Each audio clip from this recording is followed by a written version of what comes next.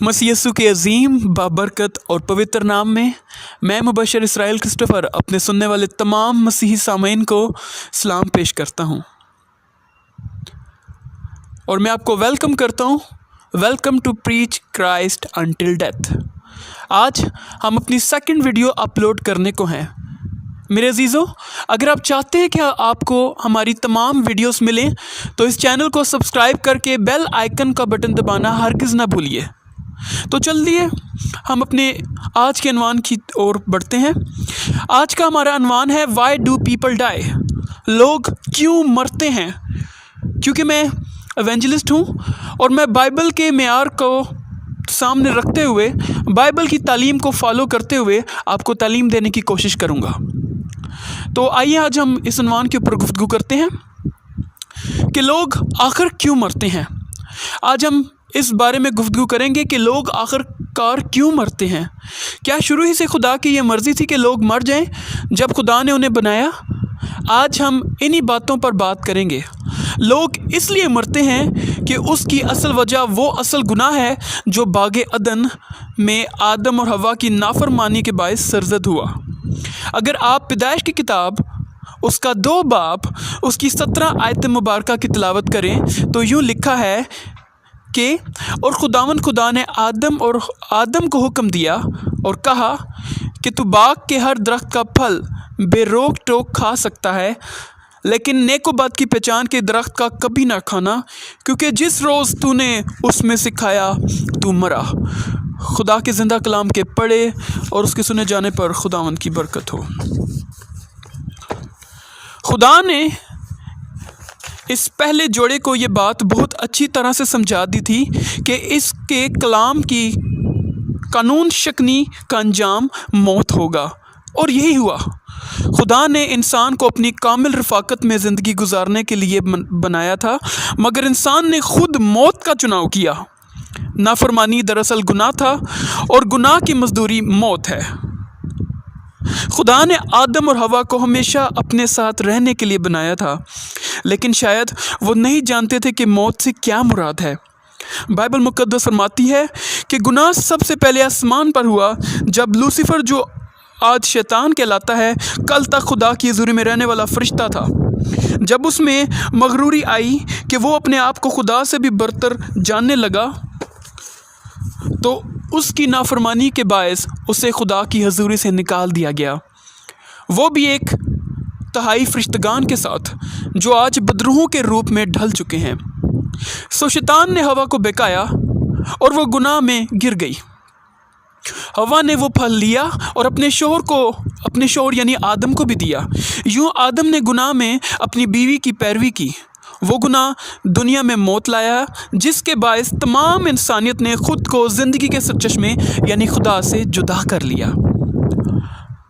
उस वक्त से लेकर आज तक हर इंसान जो मर्द और औरत के मिलाप के बायस पैदा होता है वो गुनहगार नस्ल है। गुनाह की ये फितरत अपने साथ मौत भी लाती है। बाइबल फरमाती है, जिस तरह एक आदमी के सबब से गुनाह दुनिया में आया और गुनाह के सबब से मौत आई, और यूँ मौत सब आदमियों में फैल गई, इसलिए कि सब ने गुनाह किया। आप इस रेफरेंस को नोट कीजिएगा, रोमियो 5 बाब और उसकी 12 आयत मुबारका। जी हाँ, मैं और आप भी गुनाह में पैदा हुए हैं। मेरे और आपके माँ बाप भी गुनाह की फितरत लेकर पैदा हुए थे। दाऊद नबी फरमाते हैं, देख मैंने बदी में सूरत पकड़ी और मैंने गुनाह की हालत में पेट में पड़ा। ज़बूर 51 और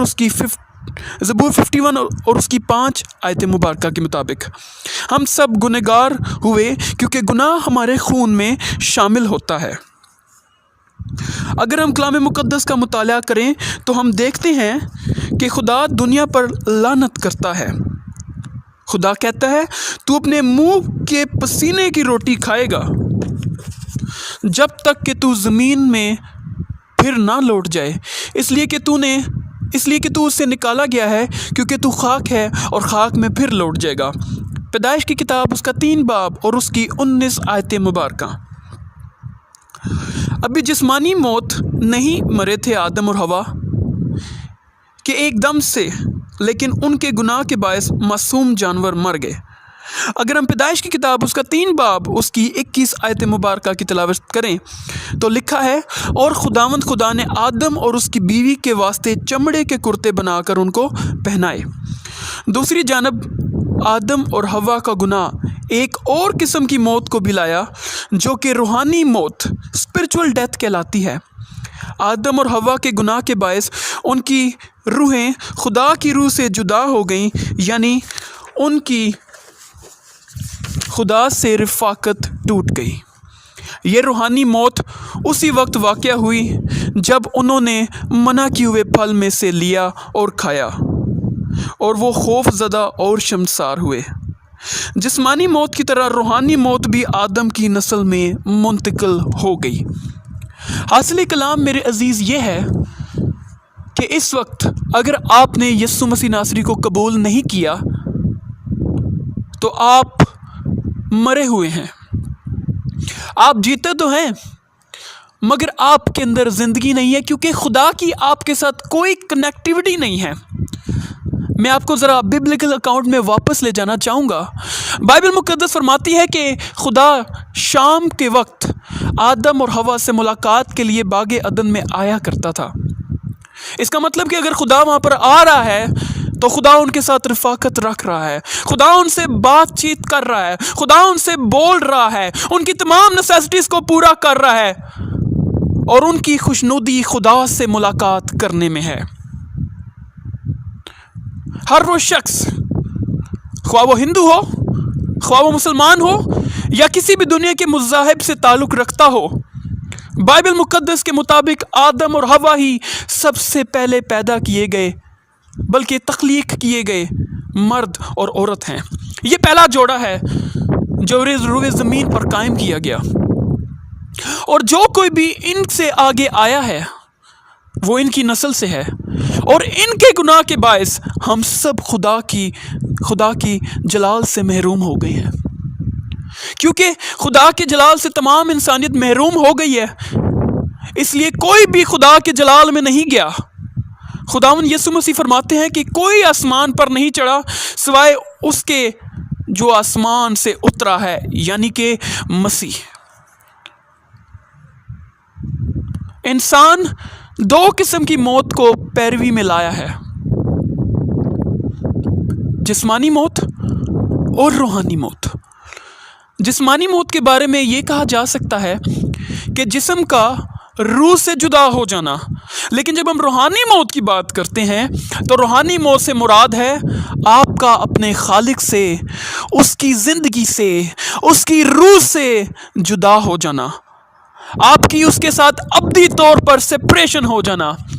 بائبل مقدس فرماتی ہے کہ دیکھو خدا نے دنیا سے ایسی محبت رکھی کہ اس نے اپنا اکلوتا بیٹا بخش دیا تاکہ جو کوئی بھی اس پر ایمان لائے ہلاک نہ ہو بلکہ ہمیشہ کی زندگی پائے۔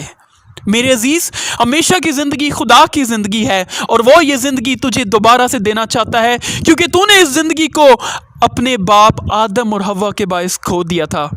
تجھے صرف ایمان لانا ہے، تجھے یسوع مسیح کو قبول کرنا ہے، تجھے خدا کا فرزند بننا ہے۔